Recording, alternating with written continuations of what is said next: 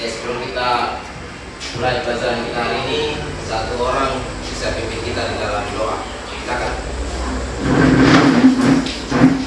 Teman-teman dan Pak Guru, sebelum kita mulai pelajaran mengajar kami, mari kita berdoa. Tuhan Yesus, terima kasih Engkau yang kita berguna dari sebagai ini dan terang sama. Kiranya sekarang kami memulai mengajar kami, mereka tutup kami dari awal pertengahan hingga pada akhir. Ya Tuhan, hanya ini doa dan permohonan kami. Haleluya. Amin. Terima kasih. Apa kabarnya hari ini? Baik? Baik. Ada yang tidak masuk hari ini? Ada. Siapa yang tidak masuk? Ya. Alasannya? Sakit. Sakit. Oke, nanti yang ketua kelas dan teman kelompoknya nanti tolong ya bagikan apa yang kita pelajari hari ini sehingga teman yang tidak sempat hadir itu tidak tertinggal. Oke. Ya, hari ini kita akan melanjutkan materi kita mengenai hukum Newton. Tapi sebelum kita memulainya, Pak Guru ingin tanya-tanya sedikit dulu tentang pembelajaran yang sudah kita pelajari di pertemuan yang lalu. Siapa yang masih ingat tentang hukum Newton 1? Bagaimana bunyi hukumnya? Siapa yang masih ingat? Coba angkat tangan yang bisa angkat tangan. Oke, silakan Ferdi.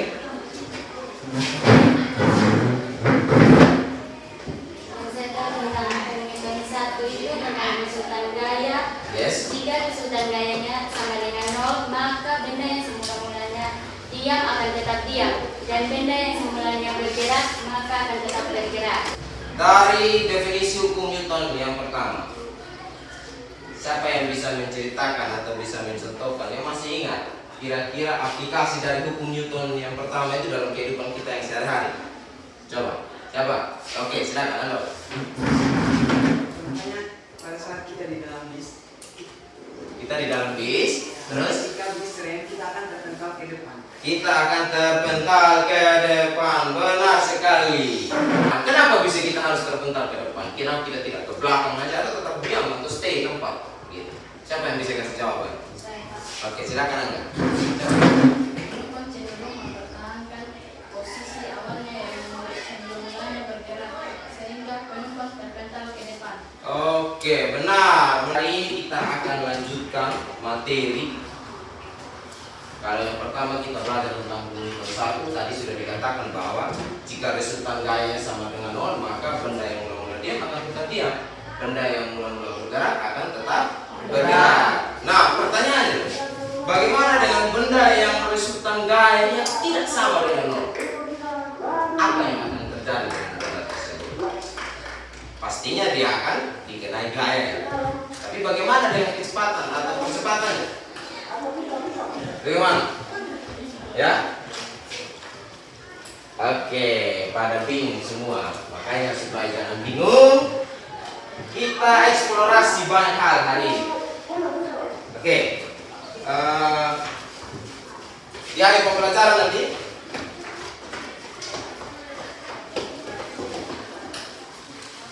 adik-adik sekalian akan bisa menganalisis hubungan antara gerak dan gaya dan penerapannya dalam kehidupan sehari-hari.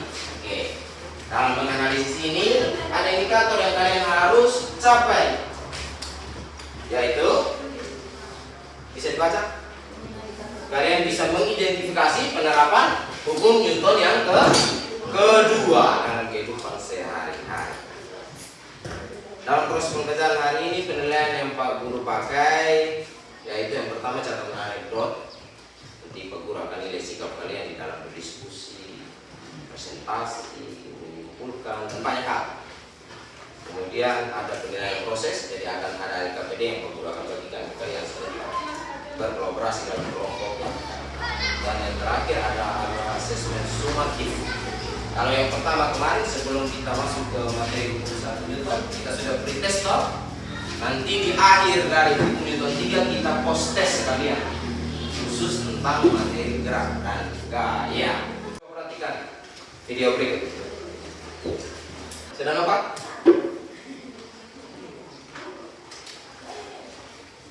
Perhatikan baik-baik. Ronaldo menendang bola dari jauh dengan begitu keras, kuat, atau kencang. Sudah? Kemudian sudah. Kita move on dari Ronaldo. Kita coba lagi video yang berikut. Ya, Bang Lionel Messi mengambil bola dengan gaya yang agak sedikit berbeda dengan si Ronaldo. Oke, sudah? Ketika bermain bola, adik-adik, coba perhatikan sih. Ketika kita bermain bola, seberapa pentingnya kita mengetahui kekuatan tendangan atau gaya tendang yang kita berikan kepada bola? Seberapa besar pengaruhnya terhadap percepatan bola yang dihasilkan? Ada yang bisa memberikan sedikit tanggapan? Saya yakin pasti belum bisa ya. Karena yang kalian biasa lakukan itu hanya yang penting main bola Pak, intinya gol, gol wes, yang penting menang Pak gitu ya. Padahal dalam kondisi menanam bola ini, kalau kita bicara tentang konsep hukum Newton, ada banyak hal yang bisa kita gali dari pengaruh gaya terhadap percepatan bola. Pak Guru akan kasih lihat kalian video yang ketiga. Kalau tadi tentang percepatan bola, ada tentang bola, sekarang bisa coba lihat video yang ketiga.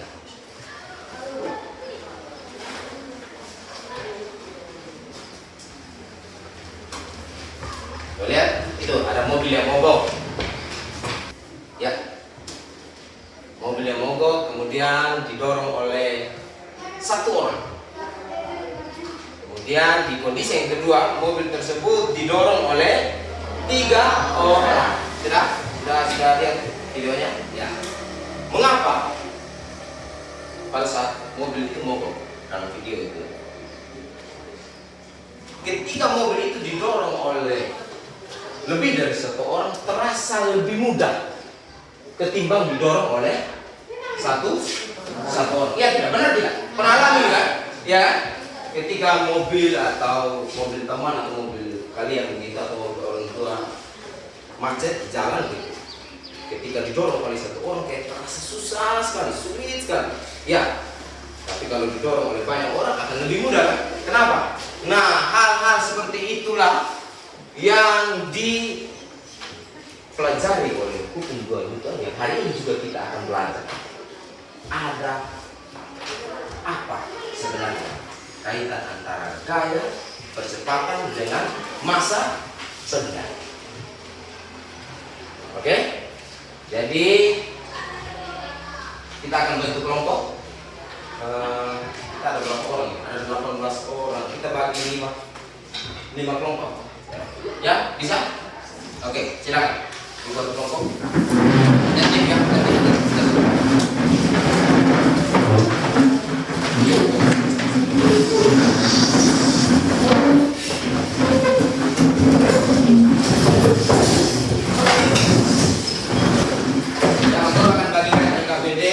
Ada bahan simulasi maya yang akan kalian eksplorasi dengan peralatan Chromebook yang sudah.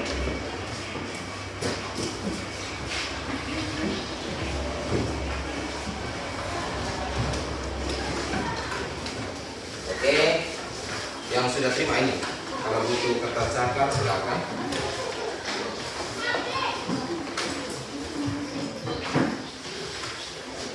Sudah terima KPD-nya, coba dibaca dulu, tunjuk kegiatannya. Sudah dapat kertas cakar? Sudah? Oke.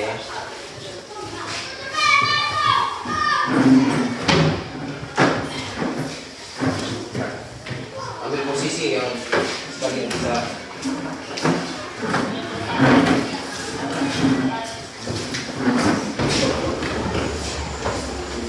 Permisi. Air panas, kopi.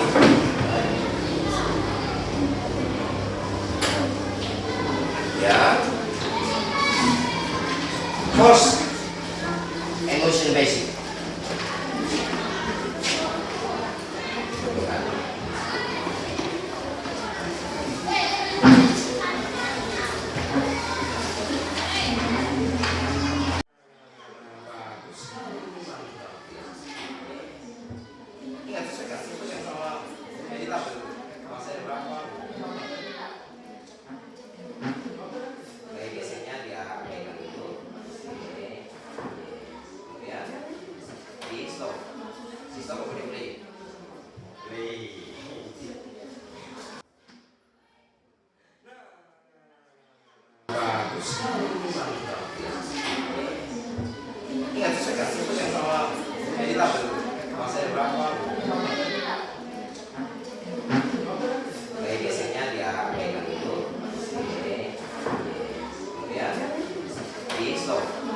Bisa apa boleh play?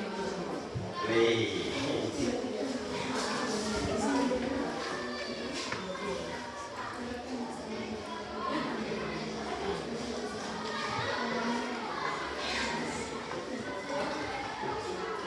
Benar masanya? Masanya berapa ya? 200.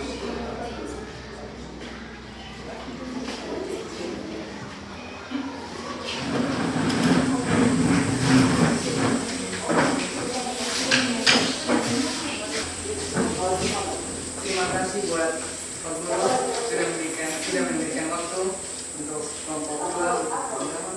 Sama-sama, silakan.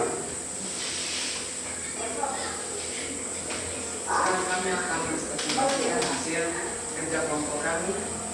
Dengan massa benda tetap, bagaimana besarnya nilai kecepatan gerak benda jika gaya yang dikenakan pada benda semakin besar? Semakin besar gaya yang diberikan, semakin besar yang dihasilkan. Semakin besar gaya yang diberikan, maka semakin besar pula percepatan yang dihasilkan. Oke, Pak Guru tampung dulu. Pak Guru tanya dulu.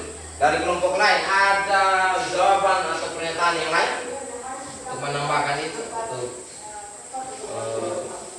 atau memperbaiki itu kalau misalnya keliru? Sama? Sama jawaban? Sama? Ya. Oke, kita tepuk tangan dulu. Jadi benar bahwa setiap ada perubahan atau boleh kita simpulkan begini. Ketika gaya yang kita berikan itu semakin besar, maka kecepatan yang dihasilkan juga itu akan semakin besar pula. Ya. Benar sih Rino? Ya. Jadi ketika kita memberikan gayanya besar, berarti kecepatan yang dihasilkan oleh benda tersebut besar juga. Oke. Nomor 2, silakan. Hubungan antara percepatan gerak benda A dengan gaya yang dikenakan pada benda M. Gaya berbanding lurus dengan kecepatan. Hubungan antara gaya dan percepatan benda. Nyambung dengan pernyataan atau pertanyaan nomor 1 tadi toh. Tadi nomor 1 kan kalian bilang bahwa ketika gayanya semakin besar, maka percepatan benda yang dihasilkan juga itu akan semakin besar juga. Artinya bahwa percepatan dan gaya itu berbanding lurus atau sebanding. Kalau terakhir kita akan kasih tanya jawab. Oh ya, boleh. Bagus. Jadi kelompok 2 bilang kalau ada yang mau bertanya nanti terakhir kita kasih kesempatan untuk bertanya. Jadi kita kasih kesempatan dulu mereka untuk presentasi semua hasil pekerjaannya ya. Ya, jadi ketika ada yang mungkin kalian mau tambahkan atau mau tanya nanti baru angkat tangan baru kasih kesempatan. Ya, sepakat? Oke, nomor 3 kakak silakan. Dengan gaya tetap, bagaimana besarnya nilai percepatan gerak benda jika massa benda semakin besar? Dengan gaya yang tetap. Oke. Semakin besar massa, semakin kecil percepatan. Massa berbanding percepatan, gaya berbanding lurus. Bisa diulang? Semakin besar massa, Semakin besar massa, semakin kecil percepatan. maka percepatan benda pun yang dihasilkan itu semakin kecil. Berarti hubungannya bagaimana? Berbanding terbalik. Iya, betul sekali. Jadi massa itu berbanding terbalik dengan percepatan. Beda sama gaya tadi ya.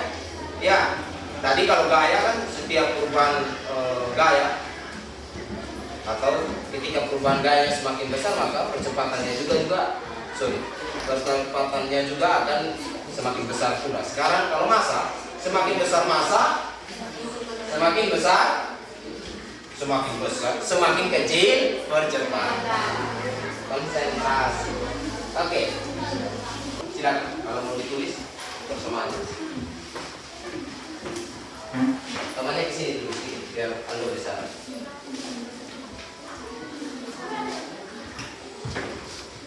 Masih ada satu pertanyaan mengenai kesimpulan tentang apa yang kalian sudah kerjakan di tabel 1, tabel 2, kemudian kalian kaitkan dengan masalah yang pertama tadi ya. Masalah yang ini ya. Masalah penendang bola dan yang kedua masalah mobil yang mogok. Saya masih kasih kesempatan yang terakhir buat siapa aja yang berkenan untuk menyampaikan kesimpulannya. Silakan. Oke. Silakan Alvin. Silakan. Teruskan Alvin. Ya, yes. Besar gaya diberikan oleh sepak bola, Maka percepatan yang dihasilkan menjadikan akan semakin besar. oke. Saya ulang ya. Mungkin teman-teman yang lain kurang jelas mendengar. Menurut Alvin, jika si penendang bolanya ini memberikan gaya tendang yang besar atau gaya tendang yang kuat terhadap bola, maka percepatan yang dihasilkan oleh bola pun akan semakin besar. Benar sekali. Terima kasih Alvin. Kalau dalam kondisi mobil yang mogok, bagaimana pendapatnya Alvin? Semakin besar gaya diberikan, Gaya yang diberikan. maka semakin besar pula percepatan yang dihasilkan oleh sepak bola. Iya, hampir sama dengan kondisi penendang bola tadi ya. Jadi, teman-teman, adik-adik, coba dengar sini. Bahwa ketika mobil itu mogok, kalau kita hanya mendorongnya dengan satu orang, pastinya gaya yang kita berikan juga akan lebih kecil atau lebih sedikit daripada kalau kita mendorongnya lebih dari satu orang. Iya tidak? Iya. Iya. Nah, seperti kasus penendang bola tadi, semakin besar gaya yang kita berikan, maka percepatan yang dihasilkan juga akan semakin besar. Karena apa? Aji, silakan duduk. Terima kasih dulu. Karena apa? Karena percepatan dan gaya itu berbanding lurus. Sedangkan percepatan dan massa benda itu berbanding terbalik. Jika massa benda semakin besar, maka percepatannya bagaimana? Semakin kecil, betul. Coba kalian bayangkan. Sudah? Bayangkan? Jangan tidur, bayangkan aja. Coba kalian bayangkan. Di tangan Pak Guru sedang pegang bola. Satunya bola basket, satunya bola kasti. Sudah? Sudah pernah lihat kedua bola tersebut? Sudah. Kedua bola ini kalau Pak Guru berikan gaya dorong ke depan yang besarnya sama. Pertanyaan Pak Guru, manakah benda dari kedua benda itu yang memiliki percepatan yang paling besar? Bola kasti. Kenapa? Karena massanya lebih kecil. Itu dia. Ya. Jadi massa itu berbanding terbalik dengan percepatan. Semakin kecil massanya ya semakin cepat bergerak. Ya, percepatannya semakin besar. Oke, terima kasih sekali lagi. Terima kasih untuk kebersamaan kita hari ini. Di pertemuan selanjutnya kita akan belajar atau mempelajari hukum Newton yang ketiga ya. Kalau hari ini kita sudah belajar tentang hukum Newton, kita sudah tahu bagaimana hubungan antara percepatan, gaya yang diberikan dengan massa benda. Di pertemuan selanjutnya kita akan eksplorasi lagi mengenai hukum Newton yang ketiga. Siapa yang sudah sempat baca di bahan aja dari hukum Newton ketiga itu hukum Newton tentang apa? Tentang kondisi apa? Tentang aksi reaksi. Tentang aksi reaksi. Nanti di pertemuan selanjutnya. Di akhir dari pertemuan tersebut baru kita lakukan post test atau asesmen sumatif. Oke? Sampai di sini ada yang mau bertanya dari awal kegiatan kita sampai akhir kegiatan sebelum Pak Guru tutup? Ada? Sebagai tugas di rumah, tadi tabel 1 dan tabel 2 kalian isi berdasarkan pengamatan kan? Iya toh? Coba kalian kerjakan itu dengan menggunakan rumus yang sudah dituliskan oleh teman-teman kalian. Ya, sudah ngerti? Nah, misalnya kalau massa bendanya 200, gaya 50, percepatannya berapa? Pakai rumus atau persamaan yang ada di papan. Sudah? Kalau yang ini tadi kan kalian hanya mengisinya berdasarkan hasil pengamatan. Sekarang kita buktikan. Apakah sesuai tidak dengan perhitungan kalau menggunakan rumus? Ya, sampai di sini pertemuan kita. Pak Guru ucapkan terima kasih untuk kebersamaannya. Sekali lagi semangat untuk belajar. Ingat, Pak Guru ingin memesan sesuatu sebagai kaitan dengan apa yang kita belajar hari ini. Bahwa setiap gaya yang kita berikan itu akan mempengaruhi percepatan. Jadi ketika kita ada sesuatu hal yang besar, kalau dikerjakan secara bersama-sama itu akan terasa lebih mudah. Kenapa? Seperti yang kalian sebutkan atau yang didefinisikan oleh Newton dalam bukunya yang kedua, bahwa besarnya gaya itu akan sebanding dengan kecepatan yang dihasilkan. Oke, sekian dari Pak Guru. Selamat siang. Satu orang pimpin doa. Silakan. Leoni.